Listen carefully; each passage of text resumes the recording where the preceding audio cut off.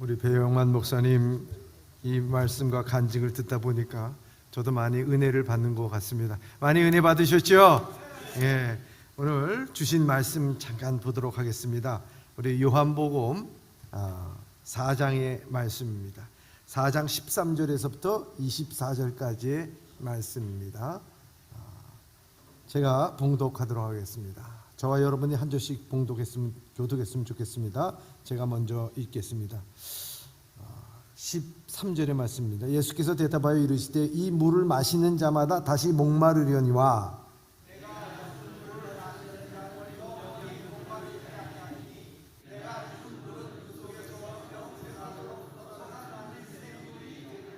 여자가 이르되 주여 그런 물을 내게 주사 목마르지도 않고 또 여기에 물을 길러 오지도 않게 하옵소서. 여자가 대답하여 이르되 나는 남편이 없나이다. 예수께서 이르시되 내 남편이 없다 하는 말이 옳도다.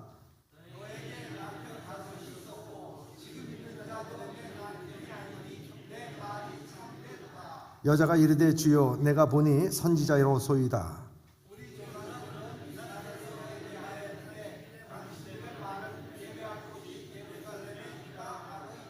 예수께서 이르시되 여자여 내 말을 믿으라. 이 산에서도 말고 예루살렘에도 말고 너희가 아버지께 예배할 때가 이르리라.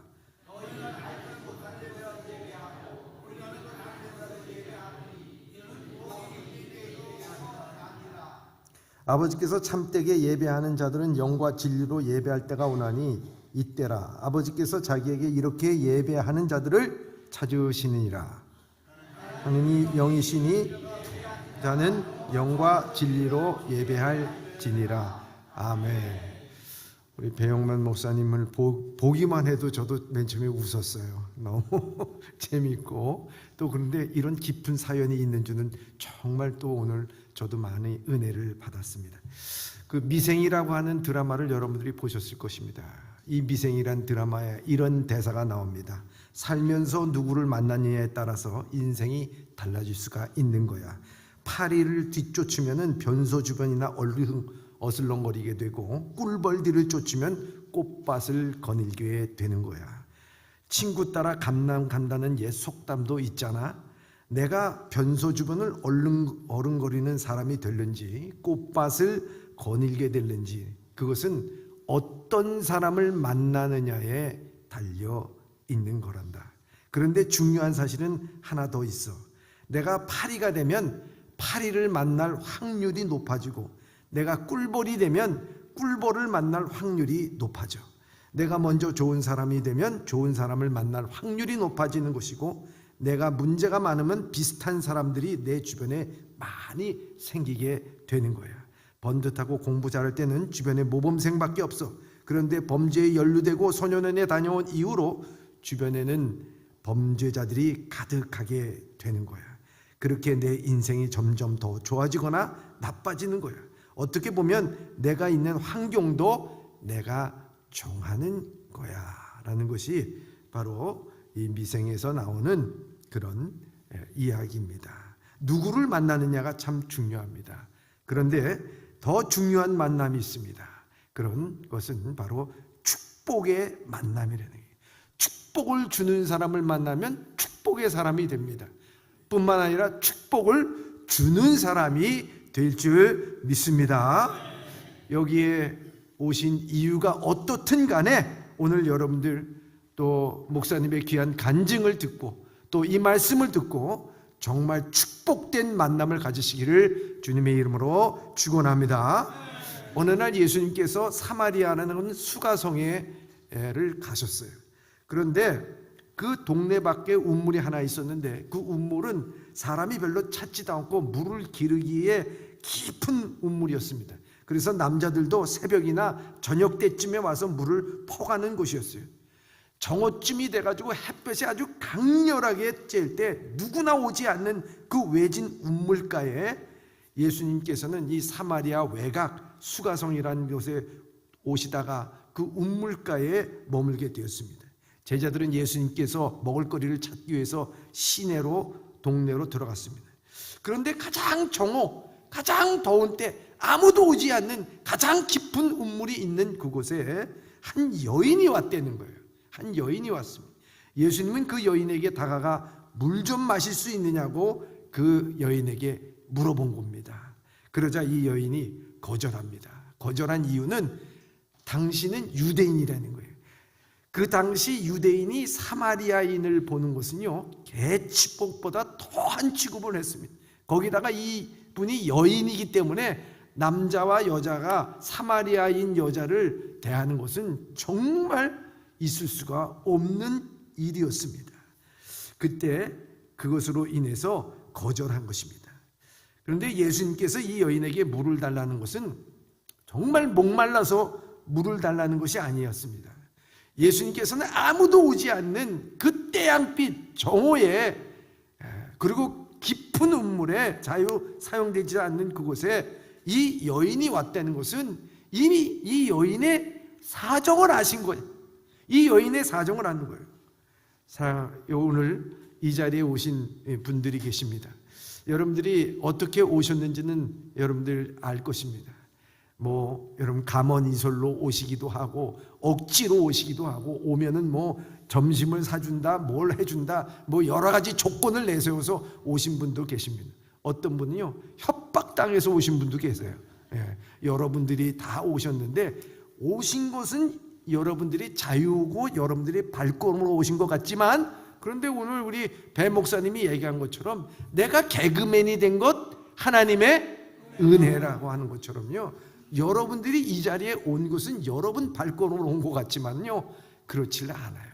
하나님께서 여러분들을 이 자리로 불러주신 것입니다. 여러분 지금은 몰라. 근데 나중에 가보다 보면 내가 개그맨이 됐네, 오늘 난 복음을 전하겠네, 생각해보니까 첫 번부터 마지막까지 이게 하나님의 은혜야. 마찬가지로 여러분들이 이 순간 잘 모르겠지만 나중에 보면 그것이 하나님의 축복이고 하나님께서 불러주셨다고 하는 거예요. 성경에는 너희가 나를 택한 것이 아니요 내가 너희를 택하여 세웠나니 이는 너희로 가서 과실을 많이 맺게 하고 또한 너희의 과실이 항상 있게 하여 내 이름으로 아버지께 무엇이든지 구하는 것을 다 받게 하려 함이라고 말씀하고 계십니다. 예수님은 사실 이 여인을 만나기 위해서 우물가에서 기다리고 계셨던 것입니다. 그리고 예수님은 이 여인에게 말합니다. 내가 주는 물은 다시 목마르거니, 내가 나에게 주는 물은 다시 목마르거니와 내가 주는 물을 마시는 자는 영원히 목마르지 아니하리니 내가 주는 물은 그 속에서 영원토록 솟아나는 샘물이 되리라. 이런 말씀합니다. 예수님이 주시는 물은 영원토록 솟아나는 샘물이 된다는 거예요. 세상이 주는 물은 다시 갈급할 수밖에 없어요. 다시 목마를 수밖에 없어요. 근데 예수님이 주는 물은요, 그것이 영원히 목마르지 않는다는 거예요. 왜? 그것은 샘물이야. 솟아나는 샘물이야. 영원히 솟아나는 샘물이라는 거예요. 그 물을 마시는 자는 영원히 목마르지 않는다고 말합니다. 그러자 이 여인이 그 말을 듣고 귀가 번쩍 띄었어요. 이제까지 자기가 갈급해서 여기 왔는데 영원히 목마르지 않는 물을 준다니까, 그럼 그 물 내게도 좀 주십시오. 내게도 좀 주십시오. 그렇게 얘기하니까 예수님께서 뭐라고 말씀하시냐? 내 남편 데려오라는 거예요. 내 남편. 그럼 갈급해가지고 목마르지 않는 물을 달래는데 왜 남편을 데려오냐고요. 남편하고 목마르지 않는 물하고 무슨 관계가 있어서 이 남편을 데려오라고 그러냐고요. 그렇잖아요. 우리 배 목사님도 마찬가지잖아요. 그 배 목사님이 그 토목기사 자격증 하는 거하고 오늘 목회자가 되는 거하고 무슨 관련이 있어서 예수님 하나님께서는 그 토목관리 기사의 자격증을 주냐 하는 거예요. 똑같은 것입니다. 그러니까 예수님께서 말씀하시기를 맞다, 내 말이 맞다. 그러면서 너 남편이 지금 없다 그러는데 내 남편이 5이었는데 지금도 내 남편이 아니다라고 얘기합니다. 이 남편은, 이 수가성 여인이 남편이 5이나 있었어요. 5이나 있었어요. 그 남편을 데려오라고 하는 것은 예수님께서 다른 것이 아니었습니다. 그 남편, 육신적인 남편이 아니라 예수님께서 말씀하시기에 너희가 남편을 5명씩이나 갈아치우면서 살아온 것은 바로 내가 남편을 통해서 육신적인 평안과 행복과 너의 갈증을 해결하고자 이 남편을 얻었기 때문에 이 남편이라고 하는 것은 다른 것이 아니라 이 남편은 지금까지 나를 행복하게 해줄까 하고 기대하면서 살아왔고 의지했던 그것이 바로 네 남편이라고 하는 것이다. 그것이 너를 갈급하게 만들었다는 거예요. 그래서 여기에 말씀합니다. 첫 번째 남편이 뭡니까? 돈과 물질과 재물의 남편이었습니다. 우리는 다 돈을 남편으로 삼아 보았습니다. 아직도 돈을 남편으로 삼고 살아가는 사람이 있습니다. 돈을 잘 벌거나 장차 돈을 잘 벌 수 있다고 남편을 고릅니다. 돈이란 남편을 제일로 의지하고 이 물질이란 남편으로 살아갑니다. 그런데 이 물질이란 남편이 과연 우리를 행복하게 해줄까요? 전혀 아니라고 하는 것입니다. 저번에 그 이건희 회장의 비서를 갖다가 18년 동안 하신 분이 목회자가 돼서 간증한 적이 있습니다. 청년부에 와서 간증한 적이 있습니다. 근데 이분이 간증할 때 얘기하는 것이 무엇이냐면 이 이건희 회장이 돌아가셨지만 이 이건희 회장의 집에 제일 많이 있는 옷이 뭔 줄 아십니까? 그분이 얘기하더라고요. 그 제일 많이 입는 옷이 잠옷이래요. 왜? 잠을 못 자. 이 잠옷 입으면 좀 잘까? 저 잠옷 입으면 좀 잘까? 근데 잠이 안, 돈이 많으면 뭘 합니까? 잠이 안 오는데 거기에 고민이 있고 갈등이 있고 여러 가지 근심과 걱정인데 행복하지 않는 거예요. 우리나라에서 제일 많이 돈이 있다고 하는 사람도 돈으로서는 결코 행복하지 않아요. 이 사마리아 여인도 돈 많은 남편 두어 보았지만 불행했습니다. 두 번째 남편이 정욕의 남편입니다. 먼저 남편은 돈이 있었지만 신체가 약하여 자기 정욕을 채워주지 못했어요. 오늘날 사람들이 돈이 있으면 당연히 두 번째로 남편을 찾는데 자기의 정욕을 만족시켜줄 남편을 찾아 나섭니다. 자기의 본능의 욕구를 채워줄 여성을 찾아서 나서게 됩니다. 사람들이요, 의식주가 해결되고 먹는 것이 해결되면 그 다음에 찾는 게 정욕이에요. 그래서 돈 많은 재벌이 아니라 가난한 사람들도 정욕의 남편을 찾습니다. 여러분, 솔로몬이요, 부와 귀와 영화가 다 있었어요. 그러자 그에게는 뭐가 필요했느냐? 1000명의 부인이 필요했어. 1000명의 부인. 이 1000명의 부인을 통해서 자기가 정욕에 대해서 모든 것을 해결하고자 했지만 어떻게 됐습니까? 성경 전도서에 보면 모든 것이 헛되고 헛되니 헛되고 헛되도다 이렇게 얘기해요. 모든 게 헛된 거예요. 그 모든 것이 헛돼요. 향락의 생활, 퇴폐의 생활을 쫓는 거 다 헛되다고 얘기합니다. 이 수거성 여인도 불행한 것입니다. 세 번째 남편, 명예의 권력의 남편입니다. 돈만 있고 살만하고 정욕을 쫓아서 첩을 얻고 소실을 두고 살아고 왔다가 현대에는 단방향의 향락, 퇴폐를 쫓아 살지만 그 사람에게는 만족이 없습니다. 그때 가지고 있는 게 뭐냐면 한번 명예 한번 얻어보자. 권력 한번 얻어보자. 돈으로 명예, 권력을 세우려고 애를 쓰게 되는 것 아니겠습니까? 여러분, 권력을 남편으로 삼는다. 여러분, 화무 11홍 건불 10년이라 그랬어요. 이 세상에 어떤 권력도 어떤 힘도요, 이곳에 대해서 어떤 지위도요, 우리를 행복해질 수 없습니다. 올라가면 올라갈수록 밑에서 흔들어대니 얼마나 불안합니까? 얼마나 떨어질까 봐 얼마나 괴롭습니까? 불안한 거예요. 힘든 거예요. 괴로운 거예요. 여기에 행복한 곳이 없었습니다. 네 번째 남편이 취락과 오락의 남편입니다. 취미 속에 오락 속에 빠져서 그 속에서 행복을 찾고 불행을 잊으려고 합니다. 여러분, 얼마나 우리나라가 타락을 했으면 도박에 중독이 되고 마약에 중독이 되고 뭐 스포츠다, 댄스다, 동호리다, 뭐 등산이다, 여러분 다 다니잖아요. 오늘도 여러분들 등산에 스포츠에 어디 갈 거 약속했지만 여러분들이 이 자리에 온 것 아니겠습니까? 여러분들의 취미와 향락과 여러분들의 모든 오락이 여러분들을 행복하게 해준다? 아니죠. 갔다 왔어, 내려왔어, 동호회 만났어, 운동했어, 오면요 집에서 잠들어서 이 베개에다가 머리를 대는 순간에 무슨 생각이 드냐면 마음의 공허함이 확 찾아와요. 야, 이거 내가 이거 잘 사는 것인가? 내가 이거 행복한 것인가? 스포츠광, 낚시광, 도박광, 여러분 잠시 동안 행복해질지 모르지만 그 사람을 더 갈급하게 다른 취미가 없을까? 다른 즐거움이 없을까? 그것 찾아서 돌아가게 되어 있어요. 이 행복이 없다고 하는 것입니다. 다섯 번째 남편, 철학과 예술의 남편입니다. 좀 더 고상하고자 남편을 찾아서 문학이나 철학이나 예술에 빠지려고 빠집니다. 개똥 철학에 빠져서 인생을 논하고 상념과 생각과 사색 속에서 행복을 추구하며 인생의 도피하라고 해보지만 오히려 더 큰 비극만이 깨닫게 된다는 것입니다. 공부하면 공부할수록 우리 인생이 비극적인 거예요. 그렇잖아요. 우리 배 목사님 오늘 간증하시면서 그 모든 과정을 보면은 여러분 박사 학위가 있습니까? 무슨 전문적인 지식이 있습니까? 없어요. 그렇지만 하나님이 주신 은혜를 깨닫고 나니까 그 인생이 너무너무 행복해요. 얼마나 귀한 것입니까? 주님은 지금 내가 있는 남편도 내 남편이 아니라고 얘기하고 있습니다. 내가 지금 무엇을 사랑하고 의지하는가? 돈, 자식, 건강 이러한 것들이 나를 만족시키게 해줄, 해결하게 시켜줄 것이 아니라고 하는 거예요. 이 수가성 여인에게 여섯 번째 남편도 수에 들지도 않은 시시한 남편입니다.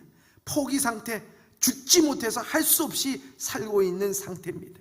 과거의 꿈, 경험이 다 사라지고 그냥 그럭저럭 살아가고 있는 것입니다.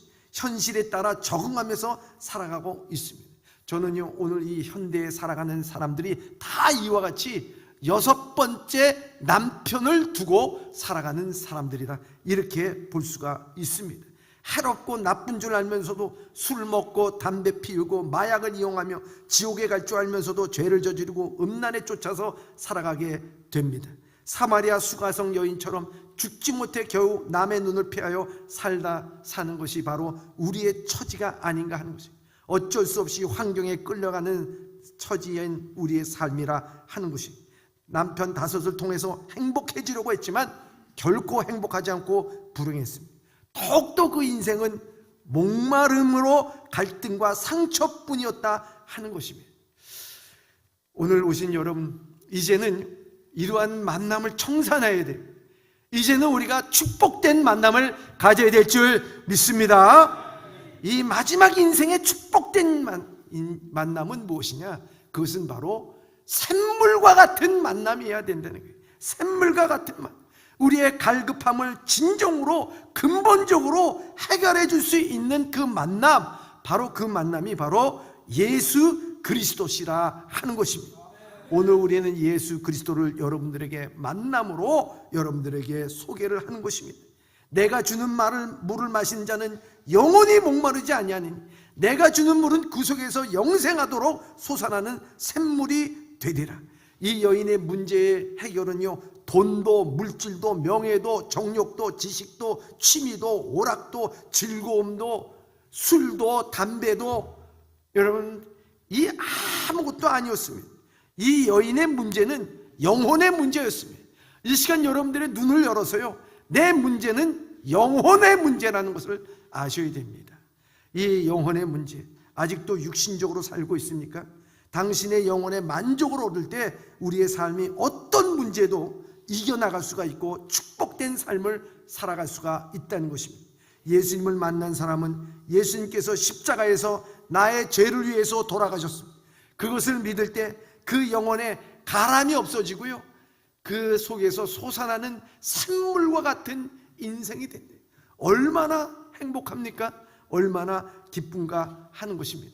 그러면 우리가 이 예수님을 만난 때 어떻게 믿느냐 하는 것이 문제가 될 수가 있어요. 어떻게 믿느냐? 아니, 내게 기적을 보여주면 난 믿겠습니다. 여러분, 기적을 보고 믿는 사람들은요, 더 큰 기적을 요구해요. 날마다 기적 쫓아서 뭐 병 고치는데 찾아가서 뭐 하는, 여러분, 기적을 믿는 것이 아니라고 하는 것입니다. 내게 뭐 보여주면 믿겠다고 얘기했는데 여러분, 우리 눈으로 보는 것은요, 한계가 있는 것입니다. 오늘 우리는 믿음으로 받아야 될 줄 믿습니다. 유명한 얘기가 있어요. 1824년 프랑스에서 태어난 줄타기 고개사 찰스 블론디라는 사람이 있습니다. 이 사람이 줄타기에는 명인이에요. 그런데 하루는 이 세계에다 공포했어요.